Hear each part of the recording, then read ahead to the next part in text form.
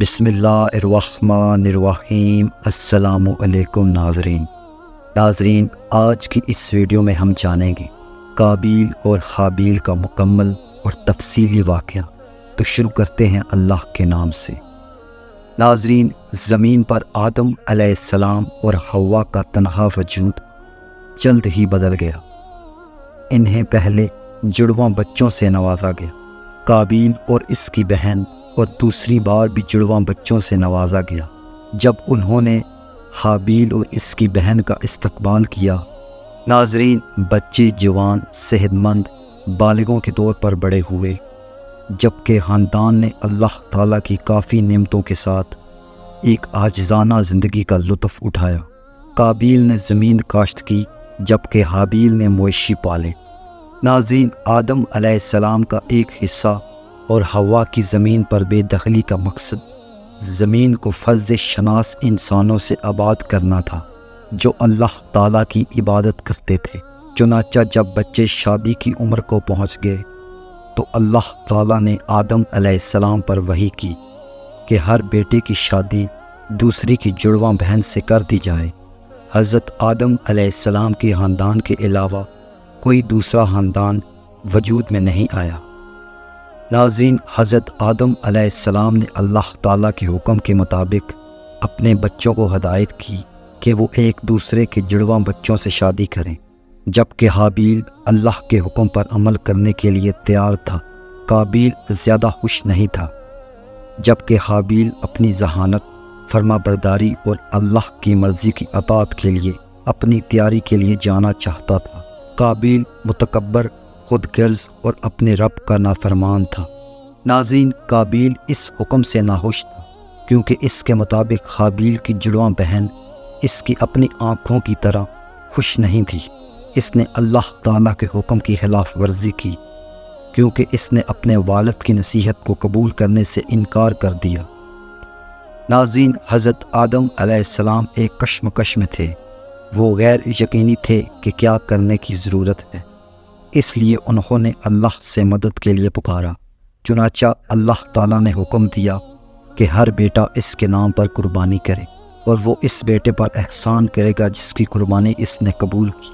ناظرین، جہاں حابیل نے اپنا بہترین براہ اللہ کو پیش کیا، قابیل نے اپنی بدترین فصل پیش کی، لہٰذا فطری طور پر اللہ سبحانہ تعالیٰ نے حابیل کی پیشکش کو قبول کر لیا، جبکہ قابیل کی اللہ کے حکم کی نافرمانی اور اس کی پیشکش میں اس کی بے وفائی نے اس کی درخواست کو روک دیا۔ ناظرین، غصے میں آ کر قابیل نے اپنے بھائی کو قتل کرنے کی دھمکی دی، میں تمہیں مار دوں گا۔ ناظرین، اللہ تعالیٰ صرف مخلصین کی قربانی قبول کرتا ہے۔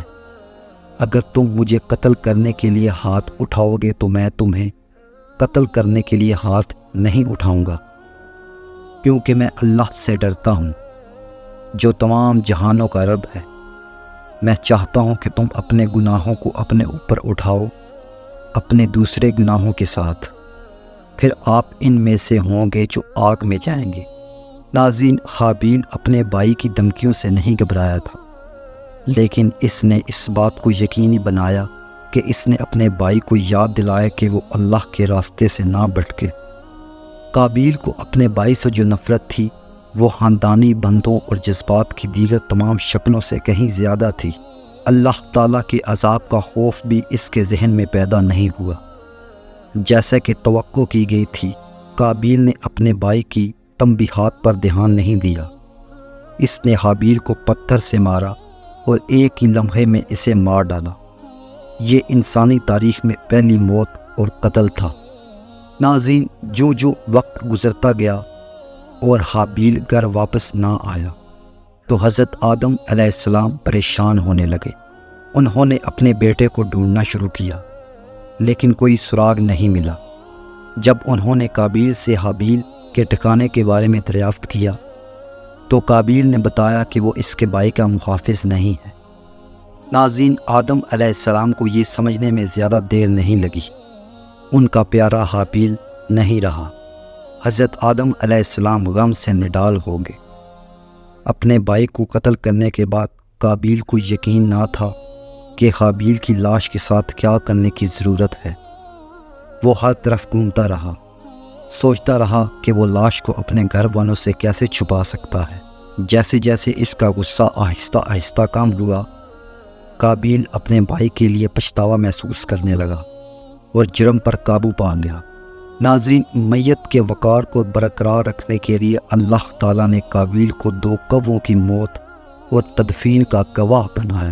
قابیل نے دیکھا کہ کوا اپنے پنجوں اور چونچ کا استعمال کرتے ہوئے زمین میں گڑھا کھودتا ہے، لاش کو اس میں دھکیل دیتا ہے اور اسے ریت سے ڈھانپتا ہے۔ قابیل نے اس کی پیروی کی اور اپنے بھائی حابیل کو دفن کیا۔ ناظرین، حضرت آدم علیہ السلام نے اپنے دونوں بیٹوں کو کھو دیا اور غم سے نڈال ہو گئے۔ حابیل کو اس وقت قتل کر دیا گیا جب قابیل شیطان کے زیر اثر تھا۔ اس نے اپنے بیٹے کے لیے دعا کی اور اس سے متوقع فرائض کو انجام دیا۔